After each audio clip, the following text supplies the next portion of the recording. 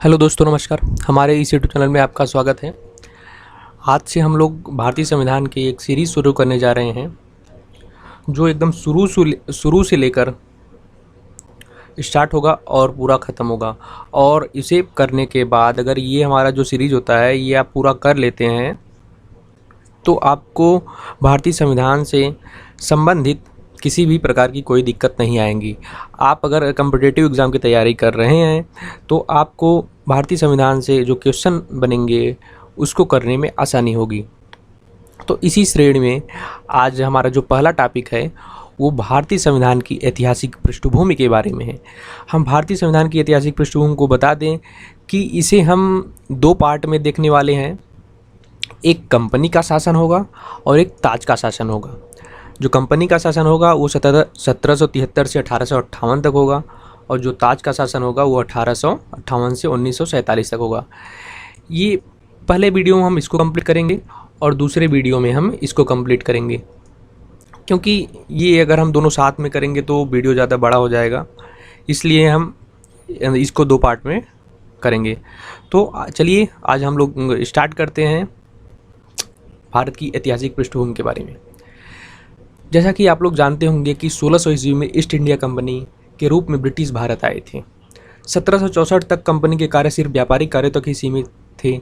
1765 में बंगाल, बिहार और उड़ीसा के दीवानी दीवानी न्याय के अधिकार प्राप्त कर लिए। यानी कि जो कंपनी था वो 1600 से लेकर 1764 तक सिर्फ व्यापारिक कार्यों तक सीमित था। अगर आप लोगों ने इतिहास पढ़ा होगा तो आप लोगों ने देखा होगा कि 1757 में एक प्लासी का युद्ध हुआ था और 1764 में एक बक्सर का युद्ध हुआ था। 1764 में बक्सर के युद्ध के बाद ही जो कंपनी थी उसको बिहार, उड़ीसा और बंगाल की दीवानी का अधिकार प्राप्त हुआ था। इसी में कंपनी आगे बढ़ती चली गई। इसके तहत भारत पर उसकी क्षेत्रीय शक्ति बनने की प्रक्रिया प्रारंभ हो गई थी। यानी कि जब वो 1764 में आप देखे होंगे कि अवध, बंगाल और मुग़ल बादशाह तीनों लोगों की संयुक्त सेना को ईस्ट इंडिया कंपनी अंग्रेज़ों ने अकेले पराजित किया था, जिससे क्या हुआ कि उसकी जो भारत पर क्षेत्रीय शक्ति बनने की प्रक्रिया थी वो प्रारंभ हुई थी। और 1858 में सिपाही विद्रोह के परिणाम स्वरूप ब्रिटिश ताज ने भारत के शासन का उत्तरदायित्व प्रत्यक्षतः अपने हाथों में लिया। 1765 के बाद 1858 तक जो ये शासन चला था वो कंपनी का शासन था। फिर उसके बाद इसको 1858 में ताज ने ब्रिटिश ताज ने अपने हाथ में ले लिया। तो जो आइए हम लोग देखते हैं कंपनी का शासन जो 1773 से जो कानून 1773 से 1858 तक बने थे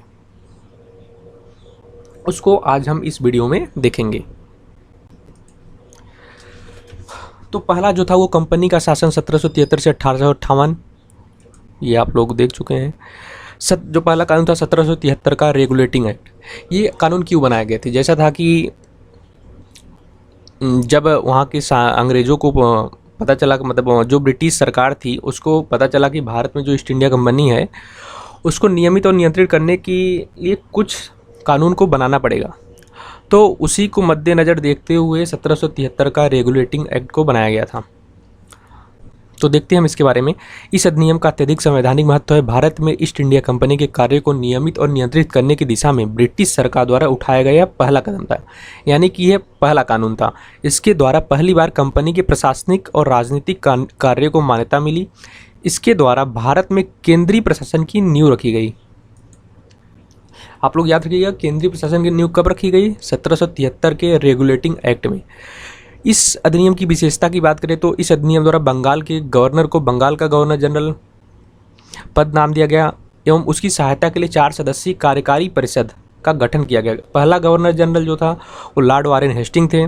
इस अधिनियम के माध्यम से मद्रास एवं बम्बई के गवर्नर को बंगाल के गवर्नर जनरल के अधीन कर दिया गया, जबकि पहले सभी प्रेसिडेंसियों के गवर्नर एक दूसरे से अलग थे। यानी कि जो 1773 का रेगुलेटिंग एक्ट था, इसके पहले क्या था कि मद्रास के अलग गवर्नर जनरल होते थे, मुंबई के अलग गवर्नर होते थे, लेकिन 1773 के रेगुलेटिंग एक्ट के बाद बंगाल का गवर्नर जनरल था, जो गवर्नर था उसे गवर्नर जनरल बना दिया गया और मद्रास और मुंबई के गवर्नरों को इसके अधीन कर दिया गया। अधिनियम के अंतर्गत कोलकाता में 1774 में उच्चतम न्यायालय की स्थापना की गई, जिसमें मुख्य न्यायाधीश और 3 अन्य न्यायाधीश थे। ये क्वेश्चन पूछ लिया जाता है कि उच्चतम न्यायालय की स्थापना कब की गई, तो 1774 में कोलकाता में की गई थी। इसमें एक मुख्य न्यायाधीश और 3 अन्य न्यायाधीश थे। यहाँ पे आप ये भी याद रखिएगा कि जो गवर्नर जनरल था, इसकी सहायता के लिए 4 सदस्यीय कार्यकारी परिषद का गठन भी किया गया था।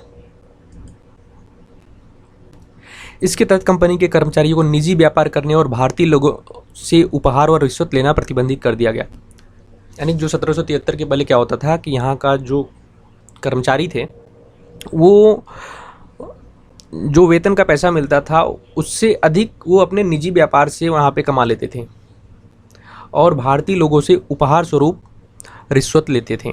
तो ये सब चीज़ें जो थी वो बंद कर दी गई 1773 के रेगुलेटिंग एक्ट में। इस अधिनियम के द्वारा ब्रिटिश सरकार का कोर्ट ऑफ डायरेक्टर कंपनी की गवर्निंग बॉडी के माध्यम से कंपनी पर नियंत्रण सशक्त कर दिया गया। इसका कार्य राजस्व, नागरिक और सैन्य मामलों की जानकारी ब्रिटिश सरकार को देना था। यानी कि जो ये कोर्ट ऑफ डायरेक्टर थी वो कंपनी पे नियंत्रण उसका सशक्त कर दिया गया, माने अधिक कर दिया गया। और इसके कार्य यानी कंपनी का जो कार्य था राजस्व, नागरिक और सैन्य मामलों की जानकारी ब्रिटिश सरकार को देना था।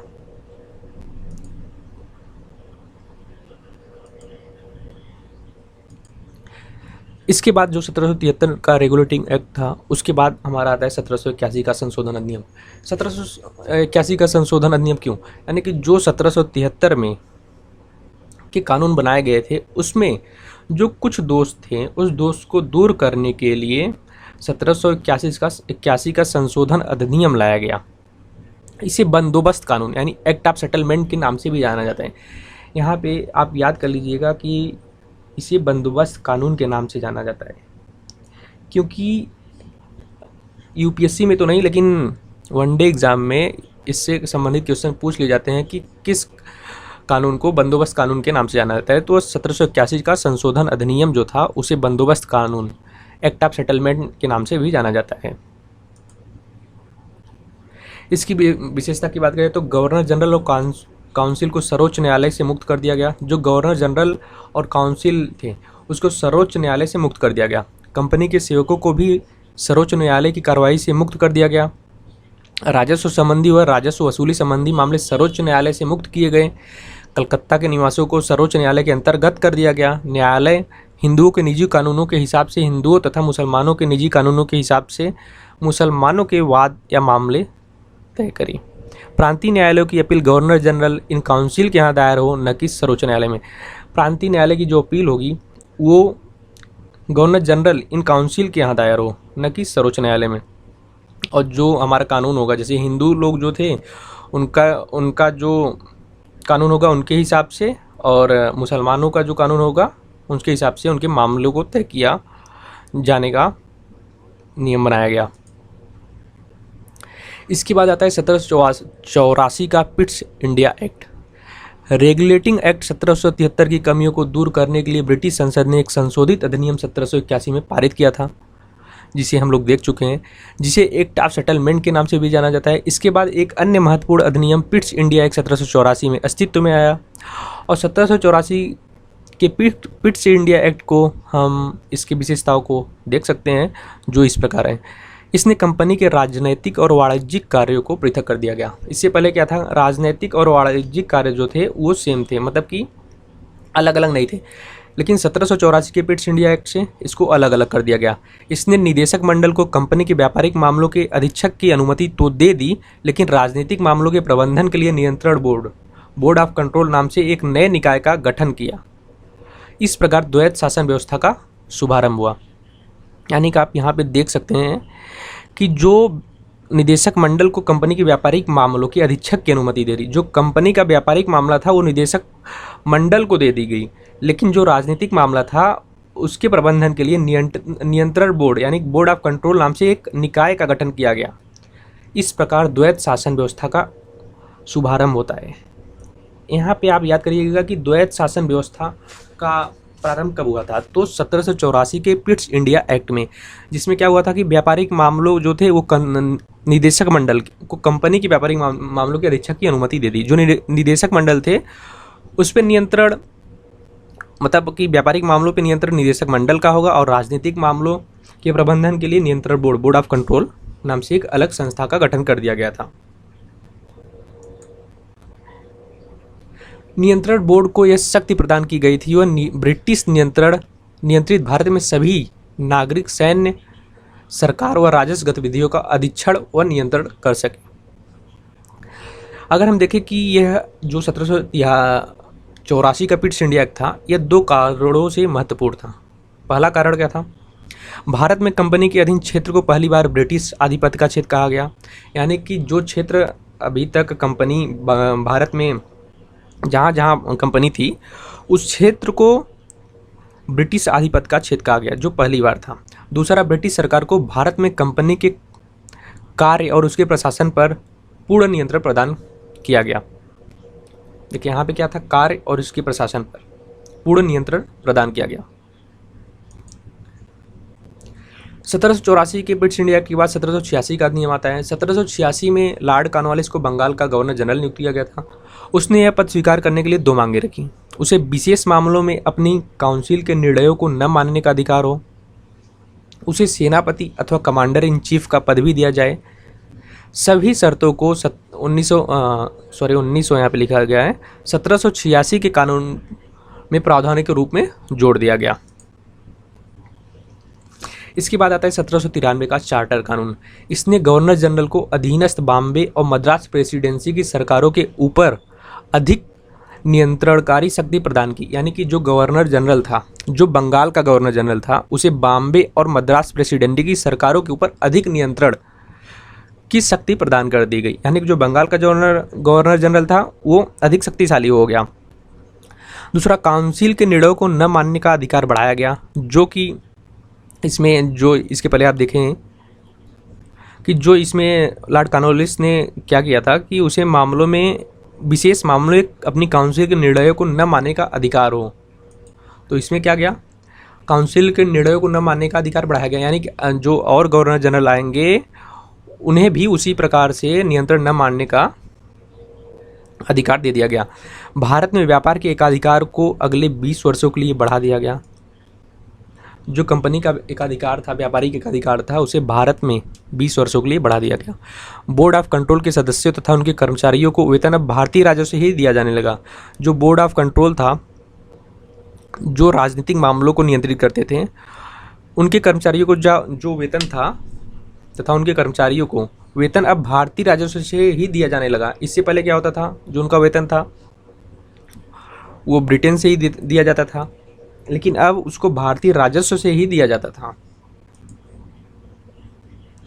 इसके बाद आता है 1813 का चार्टर कानून। कंपनी के व्यापारिक एकाधिकार को समाप्त कर दिया गया, चाय तथा चीन के साथ व्यापार को छोड़कर।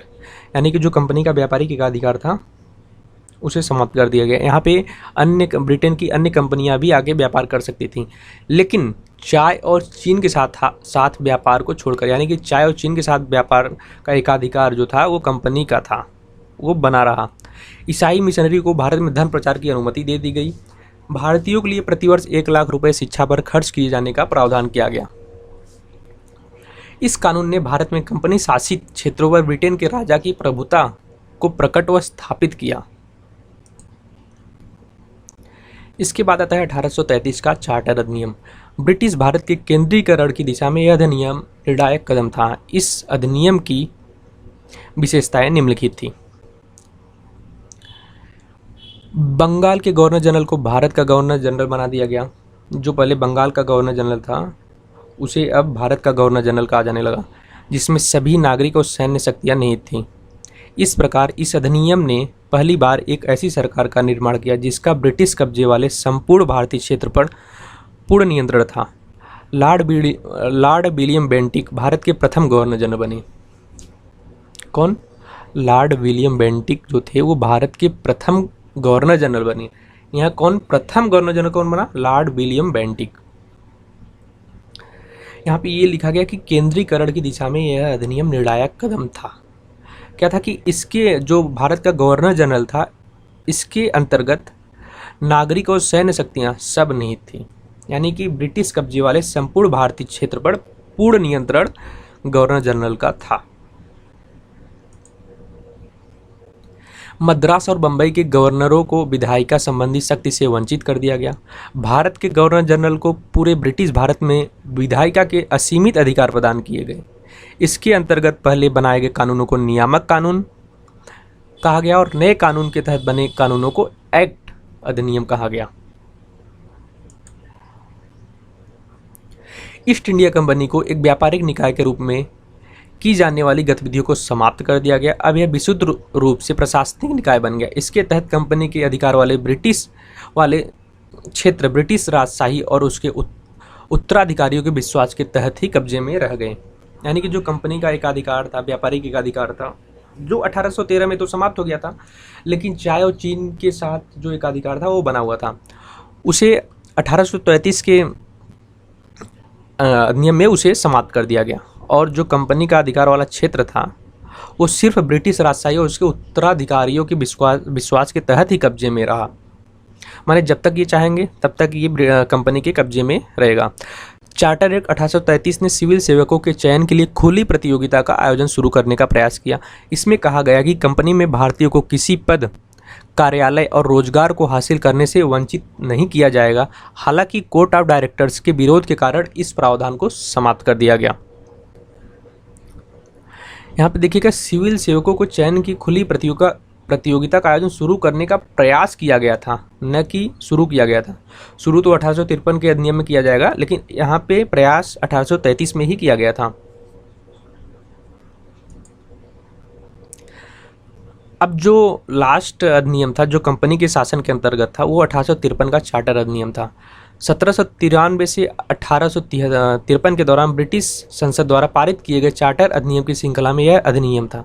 यह अंतिम अधिनियम था। संवैधानिक विकास की दृष्टि से यह अधिनियम एक महत्वपूर्ण अधिनियम था। यहाँ पे आप 1793 ना करके 1773 से 1853 के दौरान ब्रिटिश संसद द्वारा पारित किए गए चार्टर अधिनियम की श्रृंखला में यह अंतिम अधिनियम था। संवैधानिक विकास की दृष्टि से यह अधिनियम एक महत्वपूर्ण अधिनियम था। अगर हम अधिनियम की विशेषता की बात करें तो पहली बार गवर्नर जनरल की परिषद के विधायी एवं प्रशासनिक कार्यों को अलग कर दिया गया। इसके तहत परिषद में 6 नए पार्षद और जोड़े गए। इन्हें विधान पार्षद कहा गया। दूसरे शब्दों में गवर्नर जनरल के लिए नई विधान परिषद का गठन किया गया, जिसे भारतीय विधान परिषद कहा गया। परिषद की इस शाखा ने छोटी संसद की तरह कार्य किया। इसमें वही प्रक्रिया अपनाई गई जो ब्रिटिश संसद में अपनाई जाती थी। इस प्रकार विधायकों को पहली बार सरकार के विशेष कार्य के रूप में जाना गया, जिसके लिए विशेष मशीनरी और प्रक्रिया की जरूरत थी। सिविल सेवकों की भर्ती एवं चयन हेतु खुली प्रतियोगिता व्यवस्था का शुभारंभ किया गया। जैसा कि हम आपको पहले ही बता चुके हैं कि 1833 के चार्टर अधिनियम में क्या हुआ था कि सिविल सेवा प्रतियोगिता जो थी उसको आरंभ करने का प्रयास किया गया था, लेकिन यहाँ पे प्रतियोगिता का आरंभ कर दिया गया। इस प्रकार विशिष्ट सिविल सेवा नागरिकों के लिए भी खोल दी गई और इसके लिए 1854 में मैकाले समिति की नियुक्ति की गई। यानी कि किस समिति की नियुक्ति के तहत सिविल सेवकों के चयन हेतु जो प्रतियोगिता आयोजित थी वो 1854 में मैकाले समिति के इसके लिए नियुक्त की गई थी। कंपनी के शासन को विस्तारित कर दिया गया और भारतीय क्षेत्र को इंग्लैंड राजशाही के विश्वास के तहत कब्जे में रखने का अधिकार दिया गया। यानी कि जो कंपनी के शासन को विस्तारित कर दिया गया और भारतीय क्षेत्र को इंग्लैंड राजशाही के विश्वास के तहत कब्जे में रखने का अधिकार दिया गया। लेकिन पूर्व अधिनियमों के विपरीत इसमें किसी निश्चित समय का निर्धारण नहीं किया गया था। इससे स्पष्ट था कि संसद द्वारा कंपनी का शासन किसी भी समय समाप्त किया जा सकता था। यानी क्या जो पहले क्या था कि आप देखे होंगे कि 1793 में 20 वर्षों के लिए कंपनी को एकाधिकार दिया गया था। फिर 1813 में क्या हुआ, इनके व्यापारिक एकाधिकार को समाप्त कर दिया गया, बस चीन और चाय के व्यापार को छोड़कर। फिर 1833 में क्या हुआ कि इनके व्यापारिक एकाधिकार को पूर्णतः समाप्त कर दिया गया, लेकिन ये यहाँ पे शासन कर सकते थे। 1853 में क्या हुआ, यहाँ पे भी उस समय भी ये थे, लेकिन इस बार किसी भी प्रकार की कोई समय नहीं निर्धारित किया गया था कि ये कब तक यहाँ पे कंपनी का शासन होगा। तो इससे ये साफ हो जाता है कि अब यहाँ पे कहीं ना कहीं ताज का शासन आने वाला था, जो कंपनी के शासन को समाप्त करने वाली थी। पहली बार केंद्रीय विधान परिषद में स्थानीय प्रतिनिधित्व प्रारंभ किया गया। गवर्नर जनरल की परिषद में 6 नए सदस्यों में से 4 का चुनाव बंगाल, मद्रास, बम्बई और आगरा की स्थानीय प्रांतीय सरकार द्वारा किया जाना था। जो केंद्रीय विधान परिषद में स्थानीय प्रतिनिधित्व प्रारंभ किया गया, यानी कि पहले क्या था, केंद्रीय विधान परिषद में भारतीय लोगों को नहीं लिया जाता था, लेकिन अब क्या हुआ था, गवर्नर जनरल की परिषद में 6 नए सदस्यों में से 4 जो थे वो बंगाल, मद्रास, बम्बई और आगरा की स्थानीय प्रांतीय सरकार द्वारा किया जाना था। तो हम पार्ट 2 में देखेंगे ताज का शासन, जो 1858 से 1947 तक था। तो उम्मीद करते हैं कि आपको जो हम आज 1773 से लेकर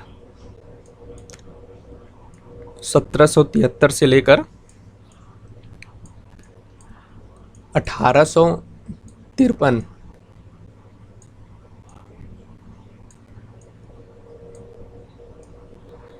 तक जो चीज़ें बताए हैं वो चीज़ें आपको समझ में आ गई होंगी।